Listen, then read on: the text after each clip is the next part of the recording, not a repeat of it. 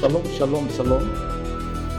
Tumekuwa na kongamano kubwa kabisa, tumeandalia tarehe 22 mpaka tarehe 26, na wale wageni wetu kutoka Kongo Lubumbashi wameshaingia, wako ndani ya mji.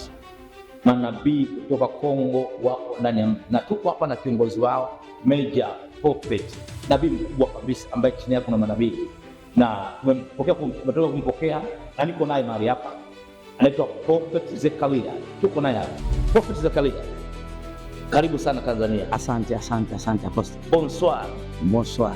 Karibu sana. Asante. Unawaambia nini ndugu wapendwa ambao wamekaa kwa hamu kusudi kongamano ambalo linaanza tarehe 22? Ninashukuru kwanza, ninashukuru kwa kutupokea, na tuko tayari katika mji wa Tanzania, Dar es Salaam. Wakati mji umetembelewa na manabii, kuna siri ya Bwana. Maana nabii anapoingia kwenye mji, watu walikuwa wamejiuliza amefuata nini? Maana alibeba mzigo wa watu. Na ukiona uwepo wa manabii katika nchi, maana kuna ujumbe wa Bwana juu ya lile taifa. Ndio kwa maana aposto, baba na mama, binti na kijana, watu wote, watoto zaidi, na watu wana matatizo. Kuna wale wana magonjwa, kuna wale wana shida fulani, wameshaomba lakini hawapati majibu, lakini namwamini Mungu ambaye amepita. Maana Biblia inasema umwamini Bwana na watumishi wake manabii, Bwana atakuwa hapo kwa utendao. Haleluya. Asante. Haleluya. Tutasikia maneno ya nabii Major Prophet ambaye atakuwa ni timu ya manabii chini yake. Amen. Ambao watatabiri katika madhabahu pale Tabata Elimu kuanzia Jumatano tarehe 22.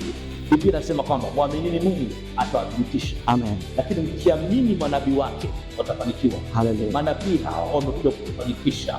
Unasemaje wenye magonjwa? Watu wenye magonjwa ni watu wenye kusumbuliwa na matatizo yoyote. Maana Biblia inasema njeni yote mnaolemewa.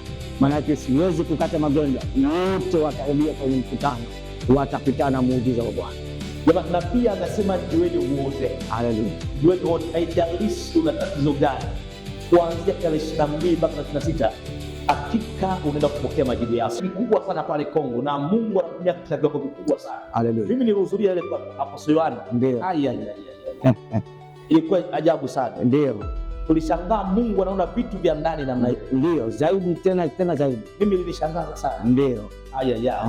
Kuanzia tarehe 22 unaenda kukutana mkono wa Bwana. Amen. Usipange kukosa. Amen. Mwalike jirani yako, ndugu yako, rafiki yako, mlipia hata nauli afike.